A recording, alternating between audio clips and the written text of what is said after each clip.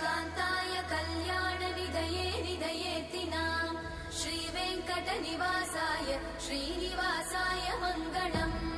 लक्ष्मी सविभ्रमालोकसुभ्रूविभ्रमचक्षुषे चक्षुषे सर्वलोकानां वेङ्कटेशाय मङ्गलम् श्रीवेङ्कटाद्रिशृङ्गाग्रमङ्गलाभरणाङ्गये मङ्गलानां निवासाय श्रीनिवासाय मङ्गलम् सर्वावयव सौन्दर्य सम्पदा सर्वचेतसां सदा सम्मोहनायास्तु वेङ्कटेशाय मङ्गलम्